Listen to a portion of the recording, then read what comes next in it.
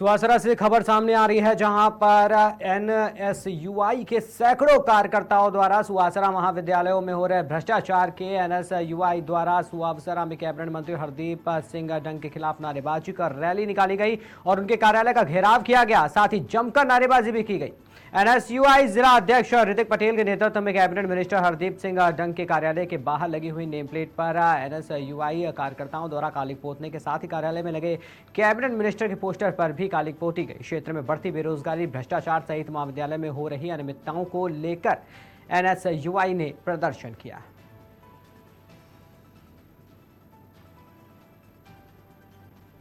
जो सुवासरा विधानसभा क्षेत्र में बेरोजगारी अपनी चरम सीमा पे है, अगर पूरे मध्य प्रदेश का आकलन करें और सबसे ज्यादा बेरोजगारी का आंकड़ा निकले तो वो सुवासरा विधानसभा का निकलेगा।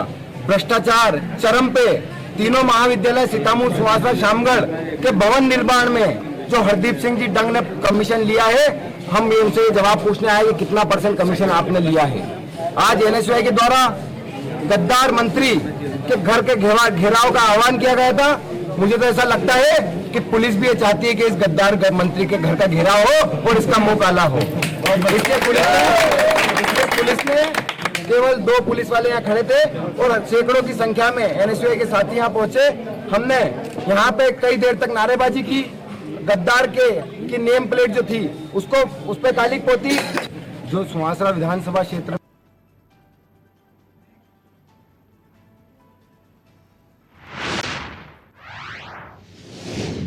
बांदा के थाना बिसंडा क्षेत्र अंतर्गत ग्राम कैरी से खबर सामने आई है जहां रात्रि में अज्ञात बदमाशों द्वारा व्यक्ति की गोली मारकर हत्या कर दी गई। घटना थाना बिसंडा पुलिस द्वारा सफल अनावरण किया गया। बता दें कि मृतक की पत्नी ने ही अपने 3 अन्य साथियों के साथ मिलकर हत्या कराई थी। पत्नी समेत 2 अन्य अभियुक्तों को गिरफ्तार किया गया है, जबकि एक अभियुक्त फरार है। अभियुक्तों के कब्जे से घटना में शामिल अवैध तमंचे भी बरामद कर लिए गए। बिसंडा के अंदर एक मर्डर हुआ था, इसमें बाबू पटेल जो कि इसी साल जनवरी के अंदर कोर्ट से और जब उसको रिहा जेल से किया गया था, वो भी मर्डर में अभियुक्त थे और उनको रिहा किया गया था। वो अपने गांव वापस आए थे, उनका मर्डर हो गया था। तत्काल पुलिस फोर्स को जब 24 की सुबह जो सूचना मिली थी, वो मिली थी सुबह लगभग 6 साढ़े 6 सूचना दी गई थी। हालांकि जो घटना हुई थी वो 23 और 24 की रात में लगभग 12:30 के आसपास की घटना बताई जा रही थी आसपास के लोगों के द्वारा। इसमें जब पुलिस मौके पर पहुंची और सारी फोरेंसिक टीम, एसओजी, सभी चीज़ मेरे द्वारा ही घटनास्थल का मुआयना किया गया। तत्काल टीमों को लगाया गया और इसमें आज थाना बिसंडा सीओ साहब द्वारा और हमारी पूरी एसओजी टीम के द्वारा इसमें लक्ष्य का खुलासा किया जा रहा है। जो मोटिव सामने आ रहा है, मोटिव ये सामने आ रहा है कि मृतक जो था वो काफ़ी टाइम जेल में रहा, उसके बाद इसी साल रिहा हुआ था। घर में कुछ घरेलू विवाद को लेकर प्लस उसकी जो पत्नी थी उसका किसी अपने मित्र के साथ संबंध था, उसको लेकर विवाद होता रहता। बिसंडा के अंदर एक मर्डर हुआ था, इसमें बाबू पटेल जो कि इसी साल जनवरी के अंदर कोर्ट से और जब उसको रिहा जेल से किया गया था, वो भी मर्डर में अभियुक्त थे और उनको रिहा किया गया था। वो अपने गाँव वापस आए थे, उनका मर्डर हो गया था। तत्काल पुलिस फोर्स को जब 24 की सुबह जो सूचना मिली थी, वो मिली थी सुबह लगभग 6 साढ़े 6 सूचना दी गई थी। हालांकि जो घटना हुई थी वो 23 और 24 की रात में लगभग 12:30 के आसपास की घटना बताई जा रही थी आसपास के लोगों के द्वारा। इसमें जब पुलिस मौके पर पहुंची और सारी फोरेंसिक टीम, एसओजी, सभी चीज़ मेरे द्वारा ही घटनास्थल का मुआयना किया गया। तत्काल टीमों को लगाया गया और इसमें आज थाना बिसंडा सीओ साहब द्वारा और हमारी पूरी एसओजी टीम के द्वारा इसमें लक्ष्य का खुलासा किया जा रहा है। जो मोटिव सामने आ रहा है, मोटिव ये सामने आ रहा है कि मृतक जो था वो काफ़ी टाइम जेल में रहा, उसके बाद इसी साल रिहा हुआ था। घर में कुछ घरेलू विवाद को लेकर प्लस उसकी जो पत्नी थी उसका किसी अपने मित्र के साथ संबंध था, उसको लेकर विवाद होता रहता था। बिसंडा के अंदर एक मर्डर हुआ था, इसमें बाबू पटेल जो कि इसी साल जनवरी के अंदर कोर्ट से और जब उसको रिहा जेल से किया गया था, वो भी मर्डर में अभियुक्त थे और उनको रिहा किया गया था। वो अपने गांव वापस आए थे, उनका मर्डर हो गया था।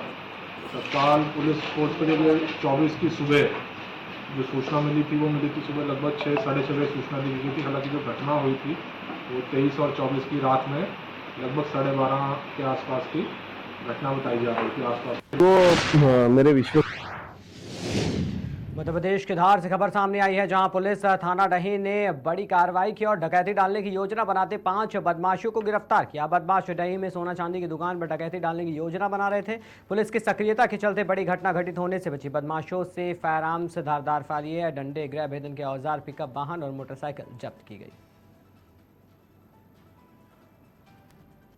तो मेरे विश्वसनीय मुखबिर द्वारा मुझे सूचना मिली थी कि ग्राम अराड़ा रोड पर टेमरिया के बैड़ी पर कुछ बदमाश एक पिकअप और मोटरसाइकिल के साथ आए हुए और बैड़ी पे डही में किसी सुनार की दुकान पर डकैती डालने की योजना बना रहे। सूचना पर वरिष्ठ अधिकारियों के मार्गदर्शन में श्रीमान पुलिस अधीक्षक श्री मनोज कुमार सिंह साहब, additional SP doctor Indrajit Singh sir और एसडीओपी कुक्षी श्री गुप्ता सर के मार्गदर्शन में 2 टीम गठित की गई और तत्काल हम लोग मुखबिर के बताए स्थान पर पहुंचे, जहां हमने पाया कि एक लोडिंग पिकअप वाहन और मोटरसाइकिल के पास में 5 लोग बैठकर बियर पी रहे थे और उनके द्वारा डही में एक सुनार की दुकान पर डकैती की योजना बनाई जा रही थी। सूचना सही पाने पर दोनों टीमों द्वारा दबिश देकर 5 लोगों को पकड़ा। आरोपियों को न्यायालय पेश किया गया है कुक्षी में, जहां से उनका पुलिस रिमांड प्राप्त किया जा रहा है। तो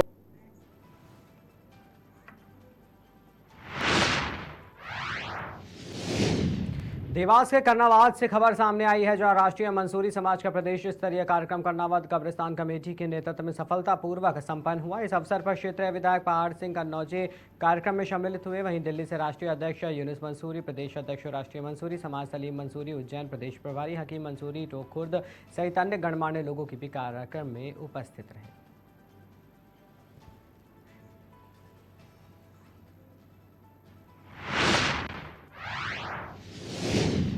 जनपद देवरिया के नवलपुर चौराहे पर प्रॉपर्टी की क्लास का आयोजन किया गया। इस आयोजन में सभी प्लॉटर मौजूद रहे और सभी प्रॉपर्टी डीलर, प्रॉपर्टी इन्वेस्टर और प्रॉपर्टी ब्रोकर भी मौजूद रहे। मुंबई से आए अवधेश सिंह ने सभी लोगों को ट्रेनिंग दी और किस प्रकार काम किया जाए इसका मंत्र बताया।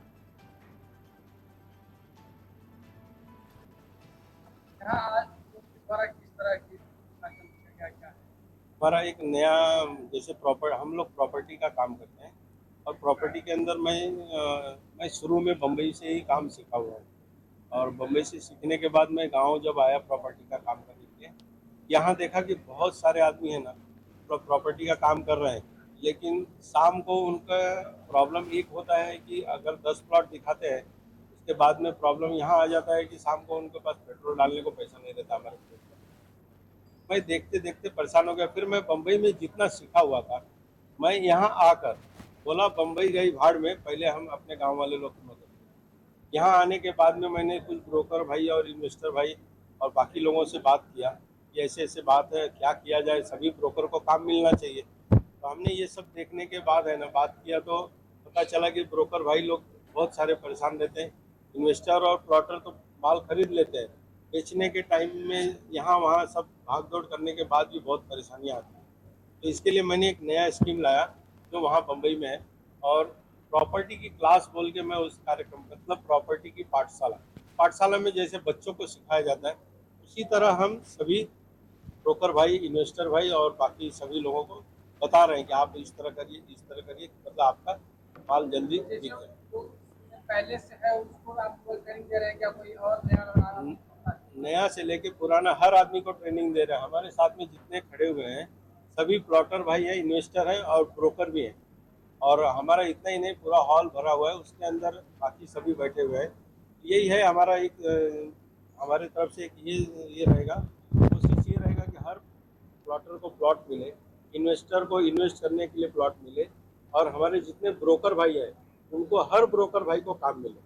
तो काम मिलने के लिए मैं ये सब आगे कर रहा हूँ। आपका मुख्य उद्देश्य ये है कि युवाओं को काम मिले, यहाँ के युवाओं को प्लस जितने भी प्रॉपर्टी ग्रुप से जुड़ेंगे या जितने भी ब्रोकर भाई हैं, भले पूरे देवरिया जिले के हों या पूरे गोरखपुर के।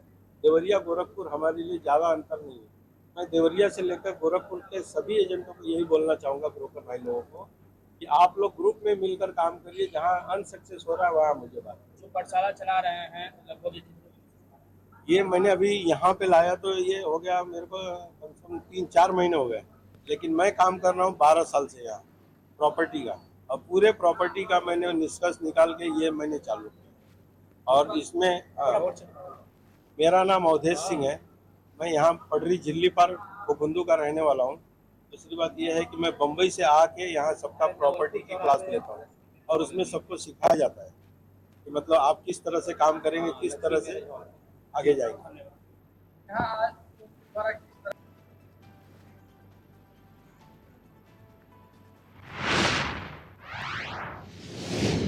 कांग्रेस के नवनिर्वाचित प्रदेश अध्यक्ष अजय राय ने स्मृति ईरानी पर तंज कसा। कांग्रेस प्रदेश अध्यक्ष अजय राय ने कहा कि पीढ़ियों से अमेठी का नाता गांधी परिवार से रहा है। कभी राहुल गांधी ने या गांधी परिवार ने कहा कि हम 13 रुपए किलो चीनी देंगे। उन्होंने कहा ये झूठ है। अमेठी की जनता से गांधी परिवार ने ये झूठ कभी नहीं बोला।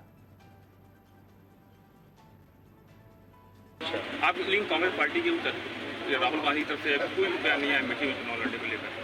प्रदेश अध्यक्ष की तरफ ने ये कहा है कि अमेठी की जनता की डिमांड है कि राहुल जी आकर अमेठी से चुनाव लड़ें, ये मैंने कहा है। और वही बात अब यहाँ हमारे कार्यकर्ता हैं और आप अमेठी की जनता से पूछ सकते हैं। आप ये देख लीजिए कि 40 साल से कांग्रेस के सांसद अमेठी में रहे हैं, इंदिरा जी से लेकर राहुल जी से लेकर और हमारे आदरणीय पूर्व प्रधानमंत्री राजीव गांधी से लेकर संजय गांधी तक सब लोग कांग्रेस के सांसद थे। कभी किसी के साथ कोई मारपीट हुई हो या कभी किसी कार्यकर्ता को जो विपक्ष के लोग रहे उनको मारा पीटा गया हो? स्मृति ईरानी जी यहाँ पर सांसद हैं, हमारे कार्यकर्ताओं को मारा जा रहा है। हमारे कार्यकर्ताओं को SC/ST एक्ट में हमारे यूथ कांग्रेस के जिला अध्यक्ष को फर्जी मुकदमा दर्ज किया जा रहा है। ये क्या है? प्रताड़ना की जब आएंगी स्मृति ईरानी यहाँ अमेठी में तो हमारे कार्यकर्ताओं घर पुलिस भेज दी जाती है, हमारे कार्यकर्ताओं को बैठा लिया जाता है। ये कांग्रेस 40 साल में यहाँ सांसद थी, इतना प्रधानमंत्री थे यहाँ के लोग, कभी अत्याचार अन्याय इस तरीके का नहीं हुआ। और आप एक तो जनता से झूठ बोलती हो कि कमल का बटन दबाइए और 13 रुपए किलो चीनी ले लीजिए। तो 13 रुपया की चीनी मिली आप लोगों के? बताओ भैया अमेठी के लोग, आप सब लोग 13 रुपए की चीनी के झूठ बोलने के लिए, जनता को भ्रमित करने के लिए आप ये कहते हैं। एक एग्जाम्पल मैं दे रहा हूँ, उदाहरण दे रहा हूँ। कितना बोला होगा, नौकरी के लिए बात बोली, कल कारखाने के लिए बात बोली गई, कहाँ है? सब बंद होते जा रहे हैं। आप कार्यकर्ताओं को मरवा रहे हैं, पिटवा रहे हैं, धमका रहे हैं, ये नहीं चलने देंगे हम लोग। अब वो ये मैं कहना चाहूँगा, कान खोलकर सुन लें, कांग्रेस के किसी कार्यकर्ता को अगर ये इस तरीके की कार्रवाई करेंगे तो ईंट का जवाब पत्थर से दिया जाएगा।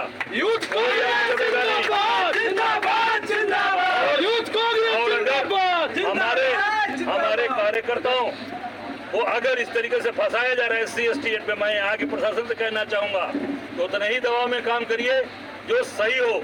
अगर गलत अत्याचार के तहत हमारे कार्यकर्ताओं को आप गलत मुकदमे में फंसाएंगे तो आप निश्चित तौर से इस पे कांग्रेस पार्टी सड़क पर उतरकर संघर्ष करेगी, लड़ाई लड़ेगी।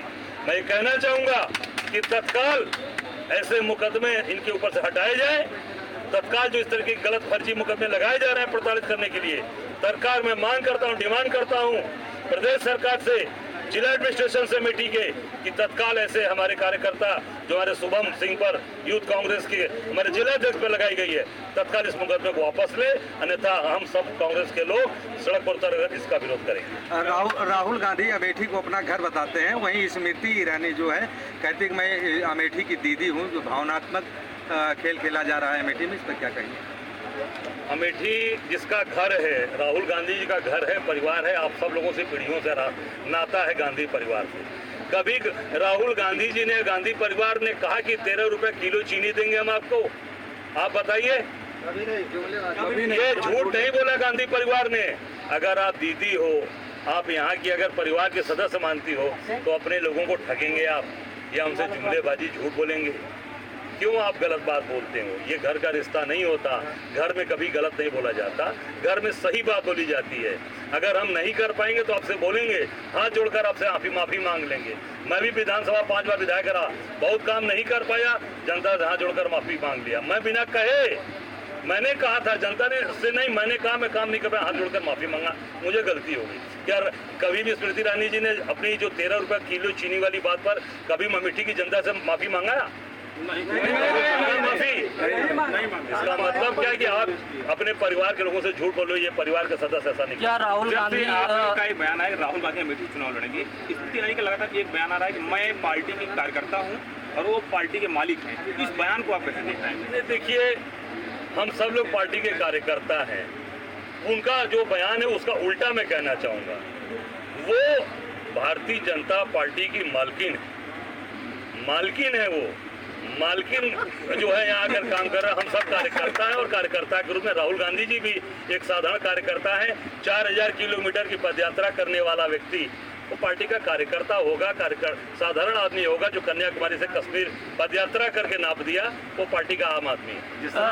अभी 2 दिवसीय दौरे पर भी उन्होंने बयान दिया है कि दक्षिण भारत में जाकर राहुल गांधी ने अमेठी के लोगों को राक्षस की संज्ञा दी है। तो इसको कैसे देखना है बयान? ये उनकी सोच होगी। जब अपने परिवार के लोगों से झूठ बोल सकती हैं, 13 रुपए किलो चीनी की बात कर सकती हैं। राहुल गांधी जी ने कभी गलत बात नहीं बोली, किसी के बारे में अपशब्द नहीं बोला। राहुल जी इस यहाँ के और इस गांधी परिवार का रिश्ता अमेठी से पीढ़ियों का है, आपके बाप दादाओं से रिश्ता है। कभी आप एक उदाहरण दे दीजिए कि आपसे झूठ बोला हो गांधी परिवार ने, इंदिरा जी ने, राजीव जी ने, संजय जी ने। राहुल गांधी जी तो एकदम ही साधारण तरीके से आप सबके साथ जुड़े, आपके साथ घर बैठ के खाना खाए, गरीब आदमी के साथ बैठ के खाना खाएं। अब और आप बताओ, ये केवल दिखाने के लिए, फोटोबाजी करने के लिए काम करते हैं। आपसे पीढ़ियों का रिश्ता है और रिश्ता गांधी परिवार का हमेशा बना रहेगा। राहुल गांधी ने बयान दिया कि भागने का प्रयास कांग्रेस का रहा है, यहाँ से राहुल गांधी यहाँ से भागे हैं, भाजपा ने अब देखिए, समय बताएगा कौन भागा है, कौन भगाएगा। क्या राहुल गांधी यहाँ से फिर चुनाव लड़ेंगे या 2 जगह से फिर अपना? अब ये यहाँ की जनता मांग कर रही है कि राहुल जी आएंगे, तो निश्चित तौर से जनता की डिमांड है तो उसकी पूरी 2024 के पहले ही मारपीट और मुकदमों का दौर शुरू हो गया, इस पर क्या देखते हैं? मारपीट कौन कर रहा है, कौन मार रहा है? देखिए, मारा गया, किसने मारा? ये देखिए आपके सामने है, जिसको मारकर अस्पताल में एडमिट कर दिया, हाथ से खून निकाल दिया, अस्पताल में भी मार रहे हैं जाके। अब देखिए ये क्या है, इसका मतलब कि ये घबरा गए, परेशान हो गए। राहुल गांधी जी के यहाँ की जनता ने डिमांड कर दिया कि आइए राहुल जी अमेठी लड़ने के लिए, आपका घर है। उतने ही डिमांड से यहाँ की जनता डिमांड न कर पावे, इसको मारकर तोड़कर इन सबों को मुकदमा डालकर जेल भेज दो, ताकि डर के मारे कोई नहीं बोल पावे। वो रोक नहीं पाएंगे। अमेठी का जन जन, घर घर, परिवार का एक एक सदस्य बोलेगा राहुल गांधी हमारा भाई है, हमारे परिवार का।